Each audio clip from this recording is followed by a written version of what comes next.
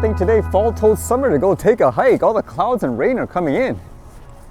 And what's going on today? How about this first one? It dealt with drone production, where in places like the US, they're trying to get away from Chinese-made drones. Well, how about this one? This one says Taiwan US-I drone cooperation. This has been a piece of news that's been popping up recently. It makes you wonder if they're trying to push it, I guess, faster because there's going to be an election and stuff in the US. It says Taipei and Washington are pushing for their drone companies to work together to establish a China-free supply chain.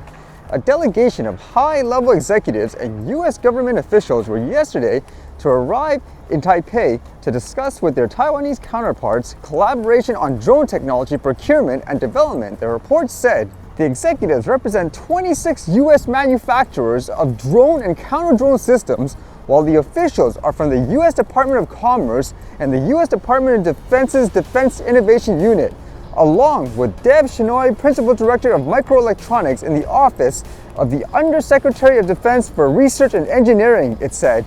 Wow, that's a lot of companies by the sound of it anyways. It goes on to say, China's dominance in the global drone industry has raised security concerns in the past few years, it said. The collaboration between Taiwan and the US is part of a broader trend of de-risking supply chains by moving manufacturing away from China, and also highlights Taiwan's critical role in global supply chains. The Financial Times said, a key focus of the US delegation is to seek suppliers and manufacturing partners outside of China, it said. The delegation is an opportunity for us to become part of their supply chain and co-produce products. The report quoted Minister of National Defense Wellington Koo as saying, as the US is putting such emphasis in removing China from supply chains, and because drones can be dual-use products, a lot of other players will have to integrate their supply chains, he said. And what are some of these companies? It says other members of the delegation include executives from D-Drone, which supplies counter-drone systems and defense contractor Northrop Grumman Corp, which has announced plans to expand into the Taiwanese market. The report said Taiwan is home to many commercial drone firms, but they are much smaller in scale than their Chinese competitors, and they also focus on smaller machines, it said. With that, they also talk about drones, for example, that carry things like explosives and all that, so it makes you wonder if a lot of these agreements and partnerships, right now anyways, have more to do with drones that are meant more for, let's just say, military use versus something that's more consumer-oriented. For example, can you imagine a company trying to compete with DJI, for example, trying to move all their, I guess, manufacturing in Taiwan? And it makes you think too, if it's all about security concerns in that regards, wouldn't it be more efficient and safe, if that's the way to say it anyways, to put it locally within their home country, like the United States, versus passing it off to someone else just in case something happens? And when I thought of, I guess, drone hardware and stuff, this was kind of interesting, as the company Zipline has been really taking off in the US for things like drone deliveries and all that, and it's just kind of neat where they showed the behind the scenes in terms of how their drones operate. So you can see more details. It's kind of interesting when the drone itself is in its charging station and it releases the smaller drone with a line, they load it up, and then afterwards it goes off, and similarly, that's how they drop the package.